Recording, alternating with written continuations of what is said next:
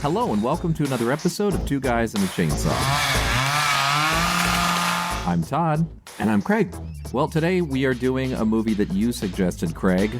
I had suggested we do Ghoulies, just kind of out of the blue, really. But you came back with, no, man, I want to do demonic toys because you wanted to do something quite silly. I thought Ghoulies was going to be silly enough, but apparently the bar wasn't low enough. Before we did it, I kind of wanted to have a talk about Ghoulies because I honestly don't remember Ghoulies that well. What I remember really liking is Ghoulies 2, the one where they're in like a circus, and I never saw that one. It's got our favorite old guy in it. I don't be able to think of his name. He was in The Blob and House 2. Oh, yes. Royal Dano? Yes, he's in it. So anyway, I just wanted, before we committed to Ghoulies, I wanted to kind of toss that around. Have a serious conversation. Okay, fair enough. Right. Well, we'll save that for another day. Now we're going to have a very serious conversation about demonic toys, aren't we? Well, it did. It brought that movie to mind. They're not dissimilar. They're both little creature movies. And I didn't remember much about this movie at all, except for the fact that my sister and I used to watch it when we were kids. Really? Yeah, and I felt like I remembered either liking it or thinking it was funny or something. I couldn't put my finger on what it was, but I thought it'd be fun to return to. You would have been in middle school when this was released. It's a direct-to-video release. Yeah. And so you think you rented it, maybe copied it, or... Maybe rented it. This feels like something that... It feels like late night. Yeah, I was just going to say, like USA Up All Night, 100%. I was getting Sorority Babes in the Slimeball Bowl-orama vibes. Almost anything really by Charles Band around this time kind of has these same vibes. It's just, let's face it, relatively cheap, straight-to-video schlock. But, they have their charm points, and I certainly enjoyed watching those movies when there was nothing else to watch late at night, mostly hoping to see some boobs and a little bit of gore, too, and something silly. And this has all of that in it. It's a bunch of silly stuff, some gore, and a couple boobs. So, they were not God-given, but they were there. Big, yeah. As was the style at the time. Right. 90s. Oh, my God. I'm 100% certain I'd never seen this before, but I had heard of it. I figured we were going to get to it eventually. I am aware that this movie spawned some sequels and some crossovers with Dollman. There's like Dollman versus Demonic Toys. There's Puppet Master versus Demonic Toys or something like that. We did Puppet Master earlier, and of course, it's kind of hard not to compare the two since they are both Charles Band productions. Yeah. I'm just going to come right out and say I think Puppet Master is a far better film than this one. They're both similarly a little far-fetched and corny, similar production value. I don't know. I think Puppet Master has a higher production value, but it came first. I think they were up to Puppet Master 2 or 3 by the time this movie came out. Yeah. And those were at least released in the theater, I think, and this one never was. So the security guard in this movie is watching a Puppet Master movie on his TV. Yeah. Little in joke there, right. Yeah, I don't know. I think Puppet Master probably had a little bit better production value. I know we've talked about it, but it's been a long time. I don't remember it all that well, but I kind of seem to remember it being at least a little bit scarier. Yeah. Than this movie. This movie isn't really scary. Like a lot of these, really. It doesn't make any pretense toward any kind of suspense. I liken it to almost like just a supernatural slasher without the suspense. The characters are, almost all of them are just unlikable, or you just don't care about them, or they're just unbelievable because the acting is kind of terrible. We're going to talk about it because, nobody is going to take this movie seriously. Nobody's probably supposed to take this movie seriously. No. Our job here on this podcast, we fairly review horror films where our job is to take this movie seriously somewhat. So we're going to talk about the good and the bad from a critical perspective, from a movie that probably never asked to be reviewed from a critical perspective. But that being said, you've got to take it for what it is. Like, that's what I'm saying. This movie doesn't have aspirations to greatness in any way. Oh, no. I think it's trying to be fun. Yeah. It's weird. The thing that I found the weirdest about this, and we can talk about specific moments moving forward. But I couldn't tell if the movie was written for 13-year-old boys or by a 13-year-old boy. Like, I agree with you all. The only thing, if it had been written by 13-year-old boys, there would have been more than 2 boobs in it. So I would say probably for 13-year-old boys. Yeah. Oh, gosh. Some of the dialogue, especially. Wow. The writing. The dialogue is laughable. It is. You know, there's this line, right? I mean, there's movies like this. And then there's movies like, and I just want to keep coming back to it, Chopping Mall. Yeah. And you could almost say Chopping Mall is just as corny and silly, but Chopping Mall has a bit more tongue-in-cheek. Not that this movie doesn't. There's something about Chopping Mall that is just laughing at itself so much that it's charming. And I didn't find a lot of charm in this movie. I found it entertaining if you have nothing else to watch. You know, there's stuff going on. There's stuff to see. It's not boring. Well, it is a little boring in some parts, but it's not as charming as I thought it could have been and should have been. I remember the Puppet Masters movies being charming, maybe because there was a degree of mystique and mystery and a bit of lore that was actually rooted in history that, I mean, even though it's rather silly, it wasn't quite as silly and convoluted as the bizarre lore from this one. Oh, God, right? I get what you're saying. You know what I mean? I get what you're saying. I'm having a hard time expressing how I feel about it. Because I'm trying really hard not to just... Because it's not good. Like you got to go into it. It's bad. Like, it's a bad movie. But I think it just manages to reach so bad it's good. Like, for sure. There are parts of this movie that are really funny that made me laugh out loud. And it's so silly and so ridiculous. And, like, you talk about that, the backstory of it. It's so stupid, but oh my God, the backstory funny in context. Does feel like it was written by 13-year-olds. Oh my God. Well, and the whole thing, I mean, the whole story is there's so little to it, right? The main character is this woman cop, and in the beginning, she's sitting out in front of this factory with her partner, who is also her romantic partner. We were right to move in together, and now that you mention it, maybe we should get married. Look, I got nothing against marriage. Just that, we should get married when we're ready to have kids, Do you want kids? I mean, because we never really talked about it or anything. Yeah, sure, someday, And she confesses that she's pregnant. Yay, they're going to have a baby, but they're on a stakeout. And that was that was clever. They're having this almost like this romantic talk there. It's funny, too, the way it's shot. It's shot over each other's shoulder, but they're each looking at the camera in close-up when they're talking to each other. I think Witchboard did this. I can't remember which other movie we saw where I thought that was really jarring. But then, they're embracing, and it's like, oh, I'm pregnant. Oh, I'm going to be a father. And it's like, you shouldn't have come out here tonight. And, and she's like, that's okay. You got your piece? Yeah, I do too. All right, let's do this.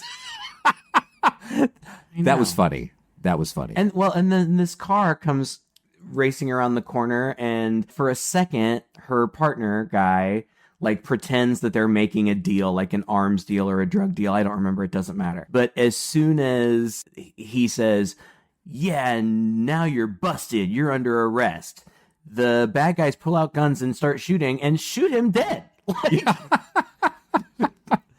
That was a little dark. Yeah, dark and quick, and also the most inept cops you can possibly imagine. He pulls out his gun and says, freeze, while the criminals, who are, 12 inches away from him, are both holding guns. It's pretty stupid. They have a little shootout, and does she shoot one of them? I think she shoots It's such one a of little them, shootout. Yeah, she shoots one of them as he's running away, and then proceeds to kneel down very dramatically over the body. Oh my God, no. But not call anybody. No, because that would make far too much sense. So instead, she just left him. Yeah, she leaves him there on the ground in an alley for dead, and then chases this bad guy with a gun into an old toy factory where the rest of the movie takes place. Oh, maddeningly. And it's just like stacks of boxes and like chain link fences. Like, It's cheap. It's a cheap and boring location. Oh, my God. But this is very typical for these productions. I mean, you find your one location or your 3 sets that you can use and just move the boxes around to make it look like a slightly different aisle or whatever, you know? Uh-huh.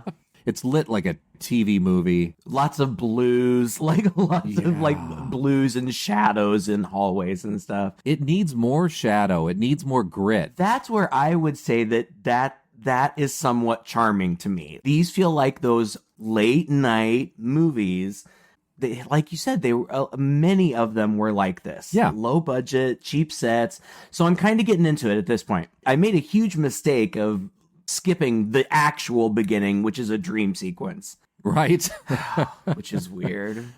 Oh my God, this dream sequence. How convoluted is this movie? They've got what could be a dream sequence out of Nightmare on Elm Street visually, except the cheaper version. Cheap, yeah. Very cheap version. It looks like, again, like the high school put it together with their theater flats. But it's the woman, what was her name? Judith. Sitting in a chair, 2 boys in front of her who are playing war with cards, you know, where you flip over a card. The boys are facing each other, and then surrounding them are clocks, like tall grandfather clocks, smaller clocks.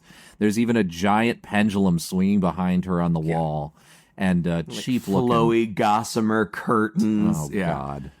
Oh, they tried. Well, and the camera's doing all these angles, like it's not just shooting them straight on. It's like, you know, tilted 15 Flowing degrees in, or whatever. Moving around. Oh my God, it's so silly. And they're just sitting there, and like the whole thing is one is blonde. They're the same age. They're both, I would say, I don't know, 8, 9, something like that. One is blonde, the other is brunette. And then I don't remember if this is revealed here. We come back to this dream sequence a couple of times, and it's always the same.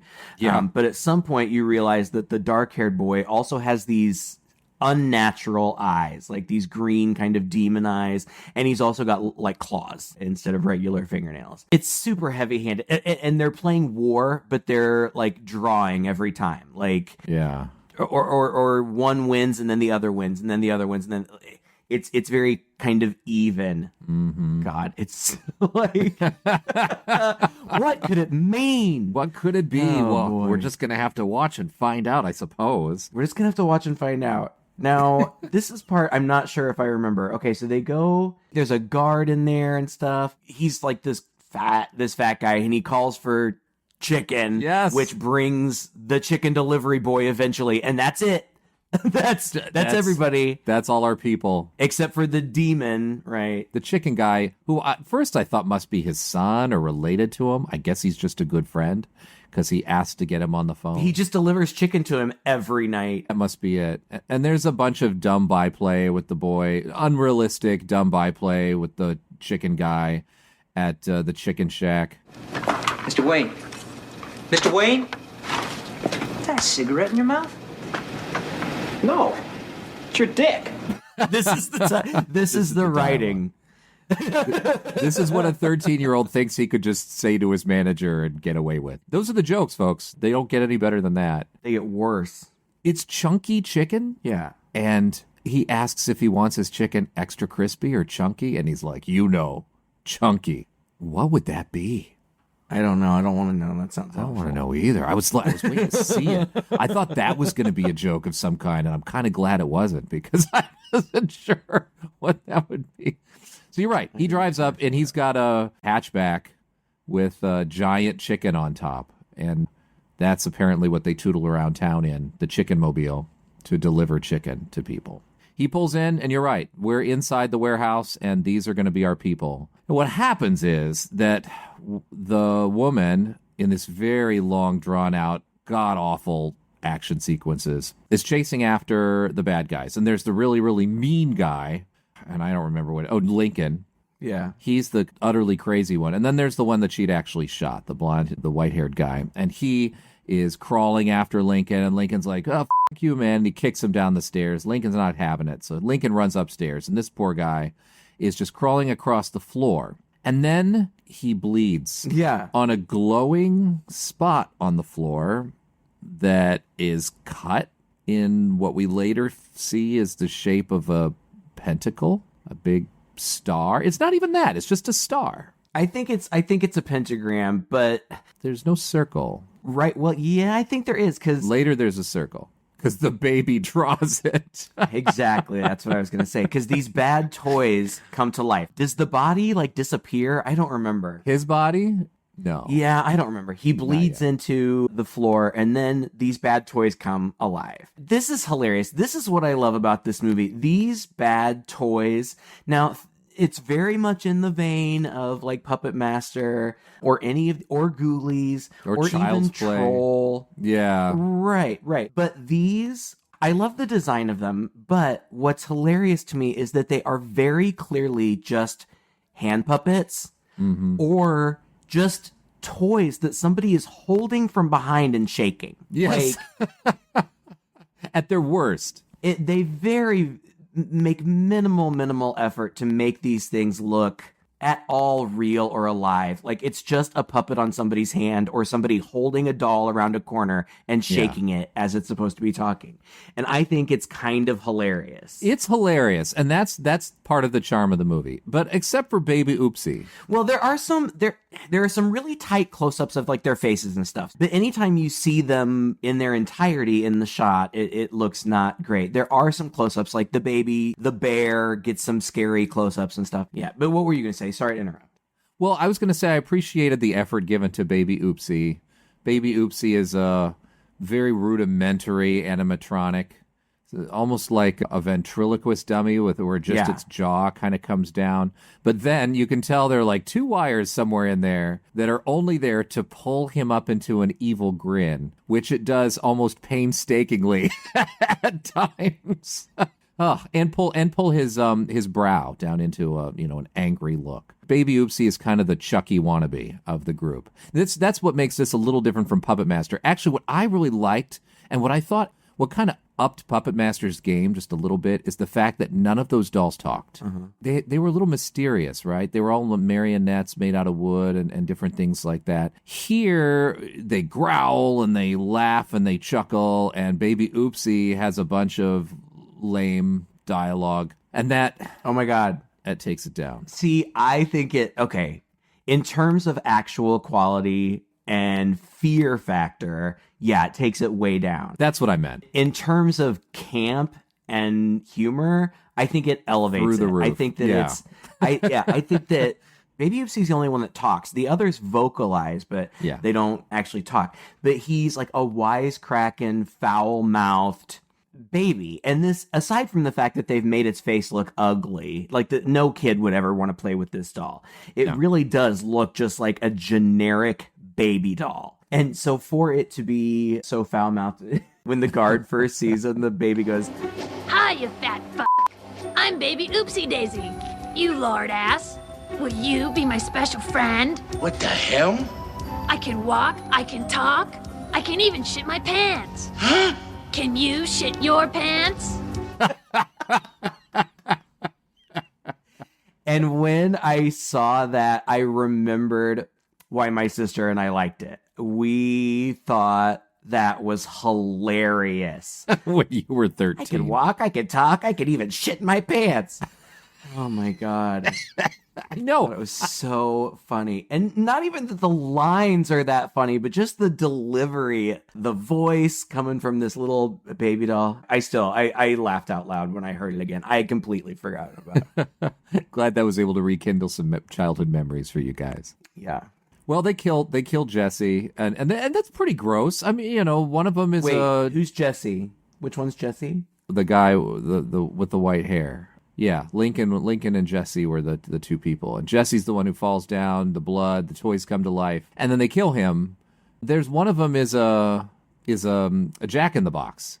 I liked this one. Did you? I don't know if this is a hot take. I certainly didn't read it anywhere else, but I didn't do a lot of research either. I was watching this thinking, I wonder if the designers on Krampus were inspired by this movie. Oh, you could hardly not be. Pretty similar. They are. The jack-o'-lantern that's evil. I mean, they even kind of look bear. alike. Yeah, you're right. The bear, even the baby doll, that angel's kind of like a baby doll with wings. True. I mean, all of these things are very common generic childhood toys too. So Yeah, there's only certain ways you can take it, but it could be a coincidence, but I would be a little bit surprised if it was an complete coincidence. well, what I liked was that the Jack in the Box, he would pop out, and he was a nasty looking clown with very sharp fangs and a huge head, but then he had a tail to him. He was almost like one end of a snake, and he had a tail to him that was holding a rattle, a literal rattle, like a baby rattle. Eventually, that gets severed, and so the fact that it's not just confined to this box was kind of cute, actually. You expect this thing to be bouncing around inside of a box, but it wasn't. It was like a creature inside the box. And it's got big sharp teeth, and it leaps on this guy and just takes a huge chunks out of his cheek. And the bear leaps on this guy. And, actually for a low-budget movie, this wasn't half bad. No, it's pretty good. The bear, bites his fingers off, right? Yeah, it was.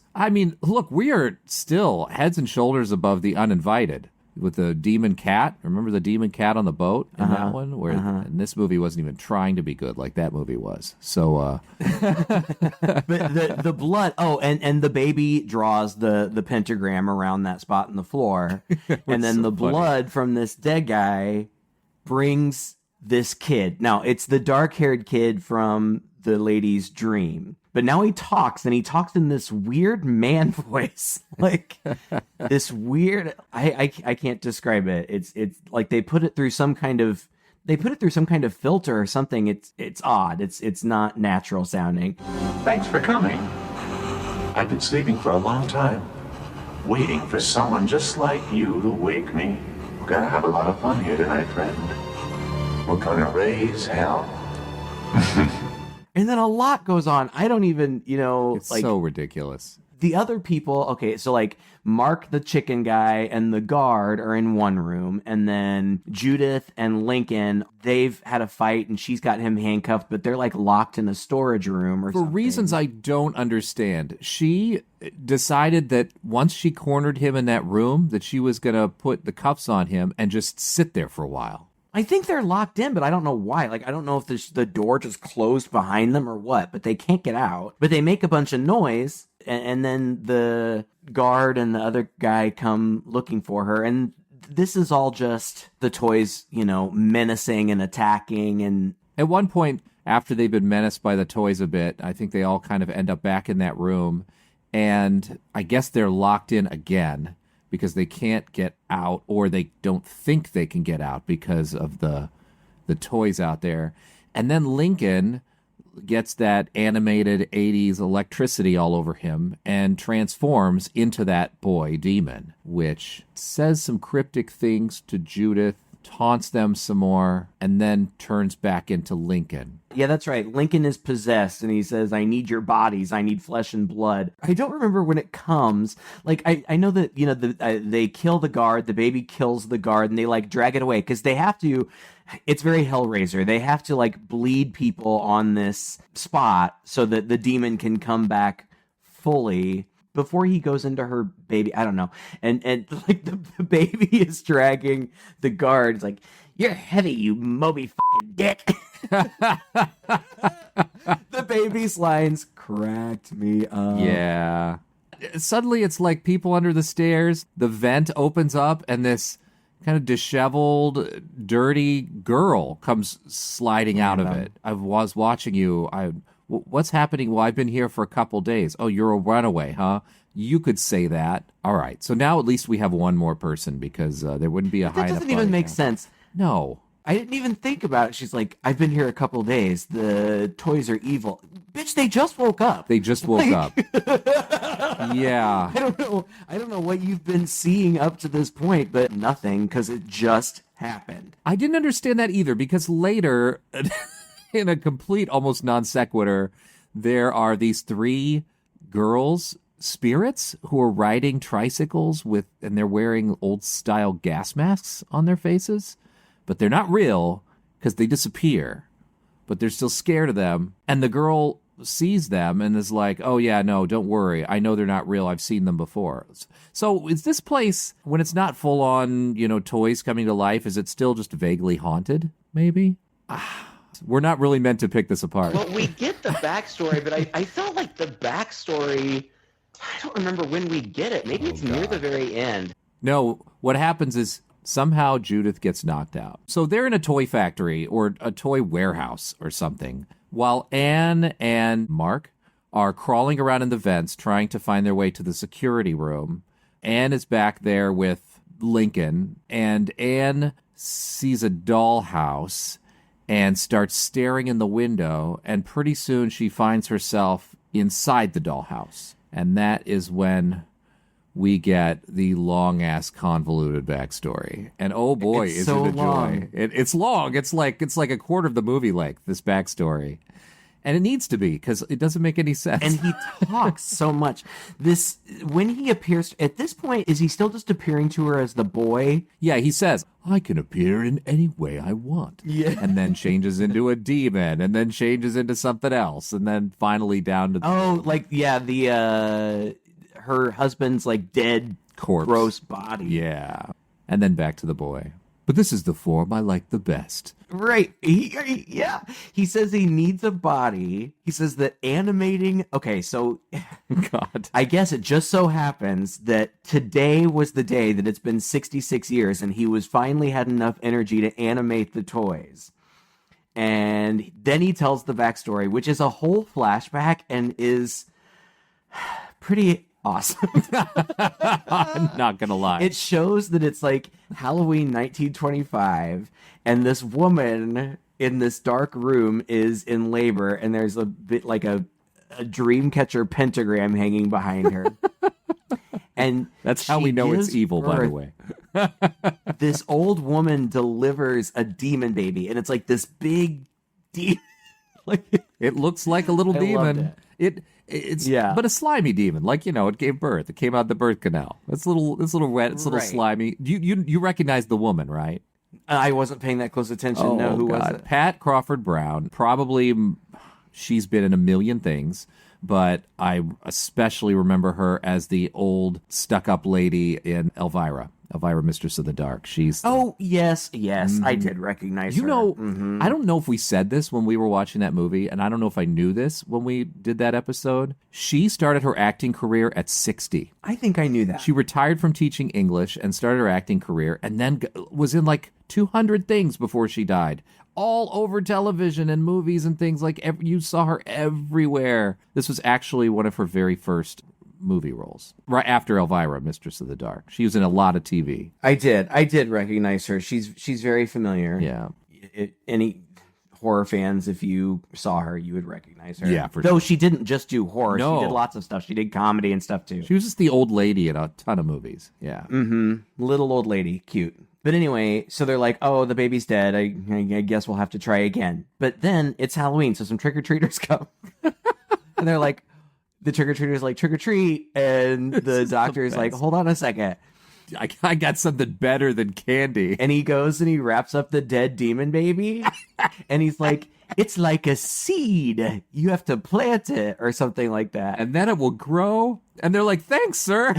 And they run off like they understood everything he said.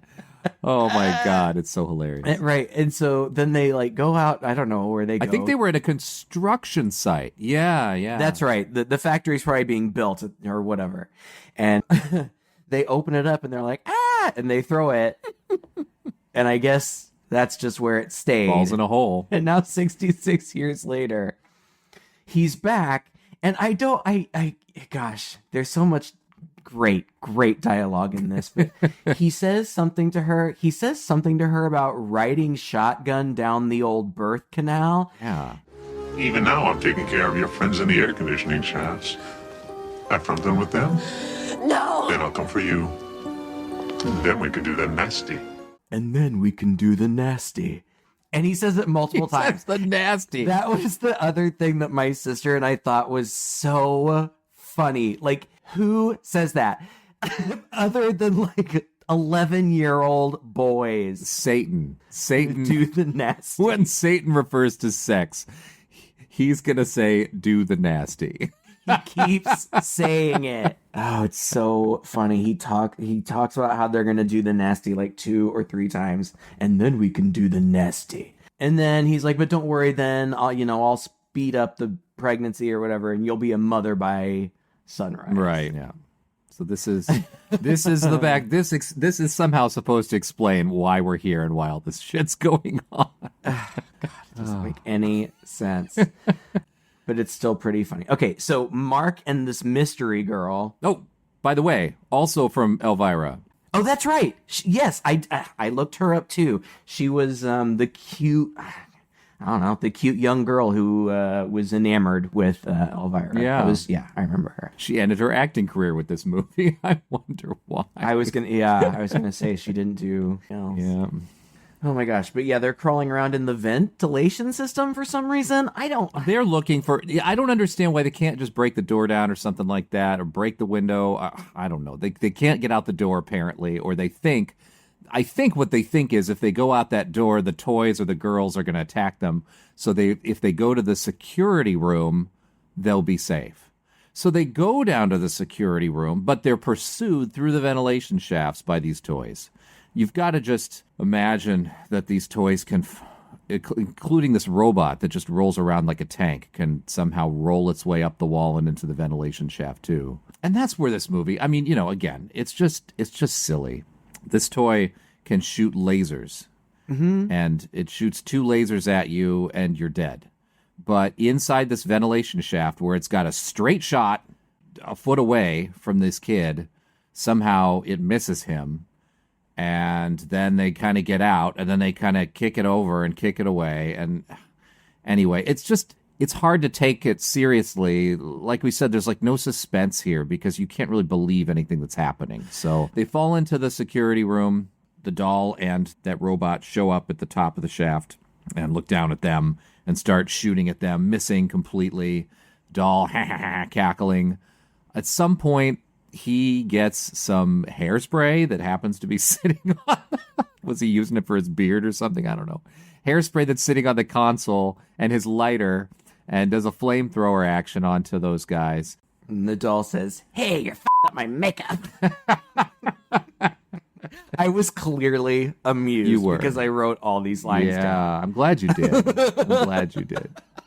I have a whole list of things that happen, but I don't even remember because they're so inconsequential. Like, the girl gets killed. She's only there for 5 minutes.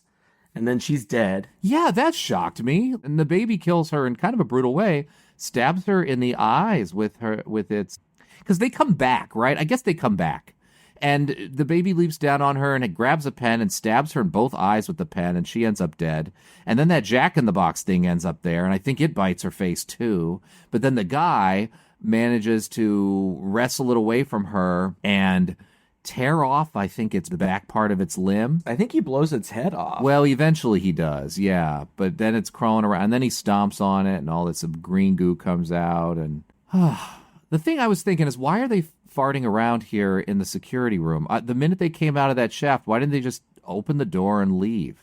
But yeah, so he ended up doing just that. They get a gun. I think the guy in there had a rifle. A double-barreled rifle is what he picks up. Nowhere in the rest of this movie is this rifle going to act like a double-barreled rifle where once you shoot 2 rounds out of it, you've got to open it up and put the shells back in. They can just shoot as much as he wants out of this rifle without loading it. He runs out into the place with all of the boxes and I guess looking for an exit. Oh. Yeah, that's the thing. There's a bunch going on. I don't know. The blonde girl from the Playboy that we didn't talk about before. Yeah. The fat guard was looking at a Playboy before, and he showed it to Mark. And Mark, sniffs the centerfold. That was hilarious. He's like, what do you think of that? And Mark picks it up. He's like, oh, yeah, that's awesome. Disgusting. What? I don't want to put too much thought into that. I don't know. So she appears to him and strips off her dress, and then... nothing else happens. She just disappears or something. Yeah, she just disappears. He tells himself they're not real. And so apparently if you just tell yourself it's not real, they go away. Until Lincoln pops out. Well, some things are and some things aren't, yeah. Right? She's not real. The blonde girls in the gas masks aren't real. They can't hurt you, but the toys certainly are. It begs a bunch of questions. What is going on here? This demon, what can it do? What can't it?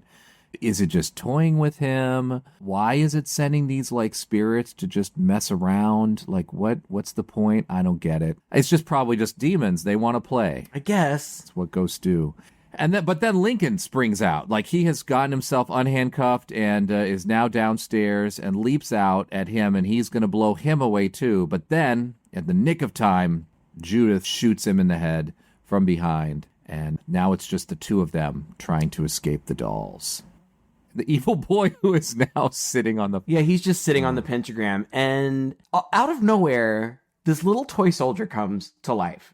And you see him come to life, and then he walks away, and then you don't see him again for a little while. Yeah. They shoot the baby, but then other toys, not just because most of the like main bad toys have been blown up or something at this point. So other toys start to come to life. I'm just meaning they start to shake. Right.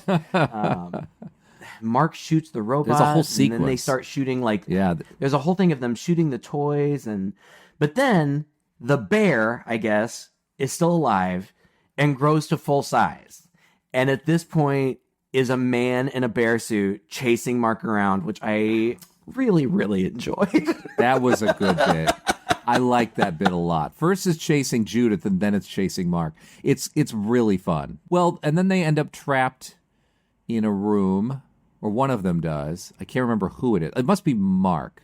No, it's Judith, because what does she do? She says a prayer or something. I don't remember how she met. Oh, the soldier opens the door. Right? And by the way, that soldier, best special effects in the whole movie. There was stop motion, and it was smooth as hell, stop motion. It looks good. Yeah, really. I could not believe that amount of money and time was put into this movie.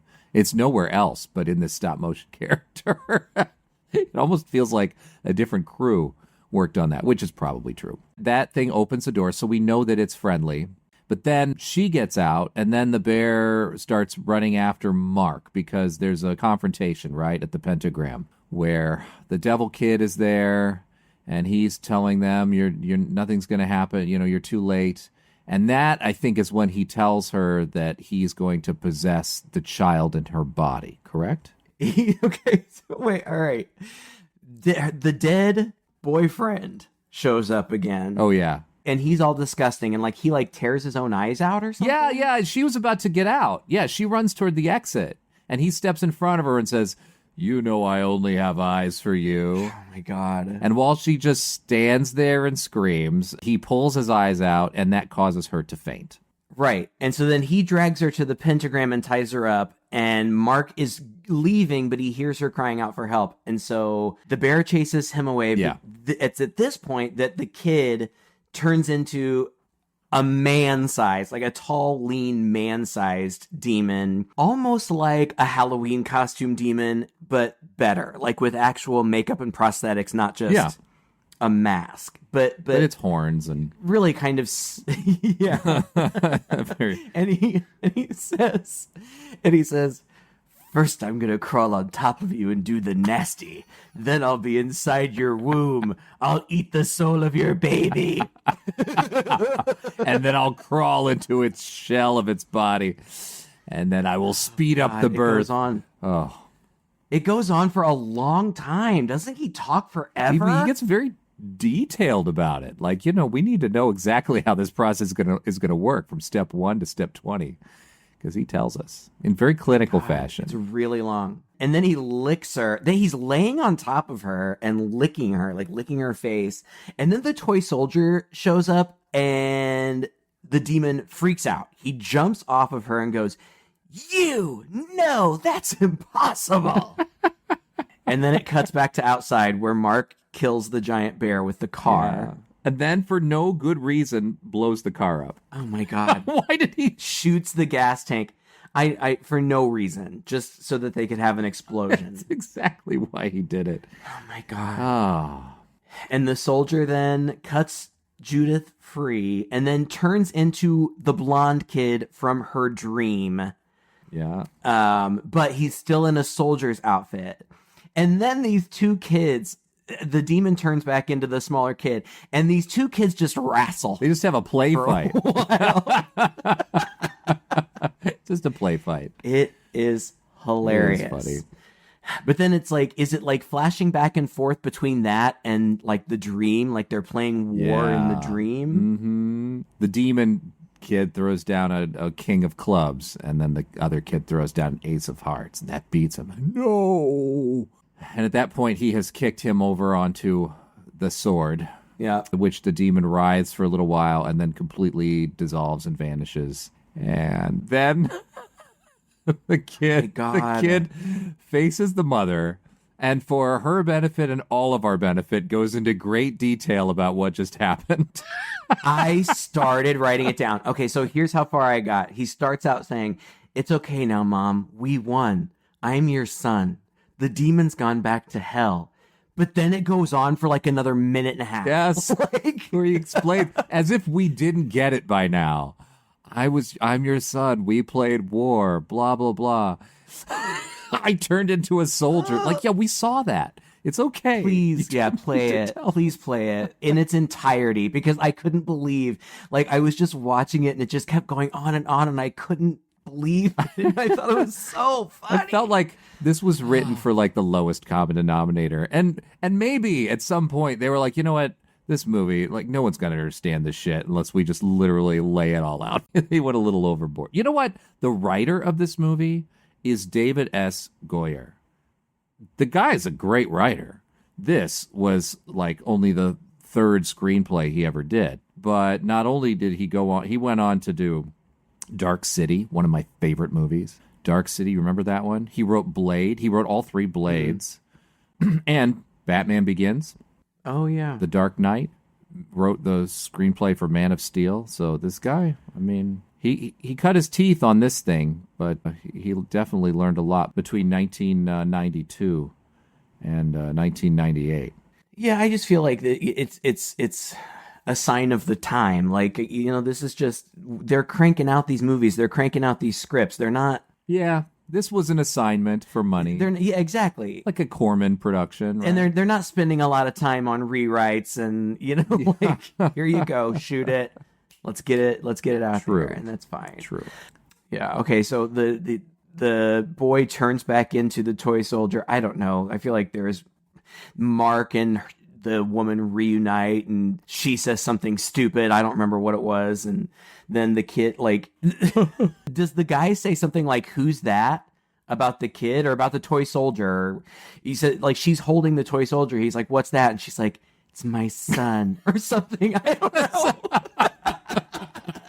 She explains it again. Oh, it's God. hilarious. And yeah, so then the toy soldier waves goodbye to them and disappears. Wow. That's the end. Wow. I don't know. Like, when I started watching it yesterday, I was watching the first half hour or so, and I'm like, oh, God, this is bad. Now I feel bad for recommending it because, you know, Todd's not going to like it. It's so stupid. And then the further I got into it, and your nostalgia the sillier kicked it in. got. Your nostalgia. Well, I just started to appreciate it more. Look, I enjoy the silliness, and that's what I told you. I said, this week I want to do something that I know is stupid and silly. Sure. I want it to just be goofy and fun to talk about, and I think it was. It's not one of the best worst movies we've seen. No, sadly. But I still think that there are parts of it that are pretty darn funny. And it's relatively short. It's under an hour and a half. Yeah. Again, like you said, back in our day when we were kids, our options were relatively limited in terms of what we could watch at any given moment. Right. So if this happened to be on, we might be drawn to it because there was really nothing else. Now, people have everything at their fingertips. So I don't know how people would really stumble across it. But I don't think it's a waste of time. I think it's funny. Yeah, there's really no place for a movie like this nowadays, like, you know, because like you said, it's a product of its time. It was created mostly for the video market or to sell on cable and be entertaining as well. And, you know, we just did a whole series of Roger Corman films and gushed over that guy and how he has a whole great body of work devoted to that kind of thing. Charles Band has always been kind of the low-rent Roger Corman, I think. But still, there's been a lot of entertaining stuff, and this certainly falls under that category. Prolific. It's entertaining. We did The Seed People. The Seed People came out, it was either this year or the year after, also by the same director, Peter Manoogian, and I would put that in the same category, except I thought Seed People was way more fun than this one. It was even wackier, but it was also a little more expansive, like it took place in multiple locations and had a few more characters in it and had a little more of a quote-unquote down-to-earth concept as much as, you could be with mutant alien seeds that sprout on the planet. I only have the vaguest recollection of that. Oh, you don't remember? I vaguely remember. God. I feel like I remember a giant bug jumping out of a door at somebody. You don't remember the giant seed plant like opening up and like splooging all over the guy walking I vaguely outside? remember. I texted you about 10 hours ago. I assume you didn't get it. It was about the sequel to this movie. Last night when I was watching this, I was watching it on a free streaming service, Tubi, but it's streaming free in a lot of places. Mm-hmm. And, when you're watching a streaming service, if you just, whatever you're watching's over, something else will come on. And what came on right after this was Dollman versus the Demonic Toys. And you watched it. I watched the whole thing because it's only an hour long. Oh. And it is, if you think this movie is wacky, oh my God. In fact, I would almost say just watch the sequel. It is wild. It's only an hour long. And part of the reason that it's wild is because it's technically a sequel to 3 different movies. It's a sequel to this, it's a sequel to Dollman, and it's a sequel to another one of these like Charles Band movies. And of course you've got the Demonic Toys and Judith comes back. But then you've got Dollman who... Oh my God. The funny thing is the movie is only an hour long, and a big chunk of that is huge recaps of all 3 movies. I see. But the recaps of the other 2, Dollman, Dude. I'm not sure if I didn't catch it. I think he comes from a different planet. Yeah. Like this dystopian planet where his arch nemesis is just like a head on a flying saucer that flies around. It's out there. I started to watch Dollman a long time ago, and I think I might have turned it off about 20 minutes in and said, I'm not drunk enough to continue watching this movie. It looks bad. Yeah. Like, I think he gets shrunk, or I don't know, maybe he comes to Earth and he's just small because he's an alien. I don't know. But he's doll size. That's why they call him Dollman, because he's only a foot tall. Okay, so then the third movie, I don't remember what it was called, but in it, for some reason, there's a 1 foot tall nurse. Why is she 1 foot tall? I don't know. Why is she still a nurse even though she's 1 foot tall and like she just lives on her kitchen counter, but she still wears a nurse's uniform? I don't know. Don't worry about it. One of the fun parts was getting the recaps of all 3 of these movies, because I felt like, oh, I don't have to watch that now. I just got to see all of the good parts. Like, they just showed me all of the best parts. That's a great idea. And then they intertwine, there is a plot to this movie. Like, the cop lady from Demonic Toys and Dollman and the nurse all work together to fight the Demonic Toys. And at first, like, if you don't want to hear spoilers, turn it off now, but who cares? At some point, Judith gets killed. And so, which I thought was crazy, because this is only supposed to be a year after Demonic Toys. I'm like, she just had a baby. She shouldn't be putting herself in these situations. But once she's killed, it's just the Dollman and the 1 foot tall nurse against the Demonic Toys. Oh. So now the Demonic... They're all the same size. Yes, they do a lot of forced perspective, but there are also full human-sized versions of all of the Demonic Toys. Interesting. And the plot is crazy. And in this one, Baby Oopsy needs to have sex with the 1 foot tall nurse. He's going to do the nasty with her to bring the master back. Lots of talk about doing the nasty. Doing the nasty. They from talk Baby about Oopsy. it some more. Oh my gosh. Wow. The movie is bonkers. Absolutely bonkers. And it's only an hour long. Maybe just watch that. I can't really recommend this movie unless you just want to watch an up all night movie. You know, that's exactly what this is. And, you know, I would be laying on my sofa. I would have had some snack or something like that, tucked under the covers, and probably fallen asleep by the time the movie was over. But trying to stay up for Rhonda Shear to pop in every now and then and crack her jokes. That's what it You is. want to hear one more sad thing? Oh, no. Guess what came on after What? Dollman versus Demonic Toys? Puppet Master versus Demonic Toys. And you had nothing better to do. It was getting really late, but I did watch the first half of it. It is awful. It is awful. Oh. It is literally a made-for-TV Christmas special about the Demonic Toys and Puppet Master. I'm not kidding. Christmas makes sense. They're toys. It stars Corey Feldman. What? We're talking about the older, more depressing Corey Feldman. Oh, it's really bad. Yeah, I think this came out in 2003, and they have him playing like a mad scientist, but the only thing that they do is they take gray stage makeup and spike his hair up with it and put black framed glasses on him, and he's kind of this mad scientist kind of character. Oh, God. The acting throughout is terrible. The production quality is awful. The redesigns of the Demonic Toys are so stupid and bad. Oh, boy. I couldn't watch the whole thing. I had to turn it off. I felt bad for Corey Feldman. There's a point, right, where it's like, if you're going to make some schlock, at least put some effort into it, right? Like, don't phone it all in, or else it's just sad. Well, I think that it seemed that this one was being presented as a joke. Like, we're just goofing on this. Like, this isn't meant to be anything serious, but it felt cheap and lazy. That's what I mean, though, is no matter what, even if it's a joke, like, make it a fun joke, you know? Don't make it a lame and sad. Don't watch that one. Okay.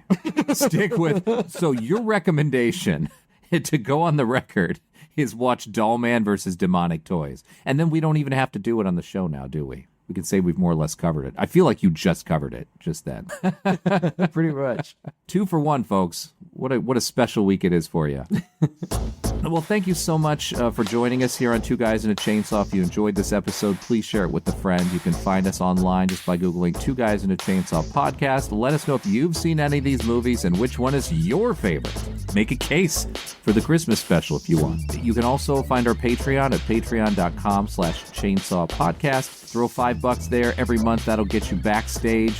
You'll be able to put in requests for wonderful movies like this. We have a lot of chatter going on in the back. We have special mini-sodes that we put up there, mini reviews that are written, interviews, Christopher Pike Book Club. Check that out, and we hope to see you there as well. The best thing you can do for us is just write us a review on your favorite podcast listening service like Apple Podcasts. Until next time, I'm Todd. And I'm Craig. With Two Guys and a Chainsaw.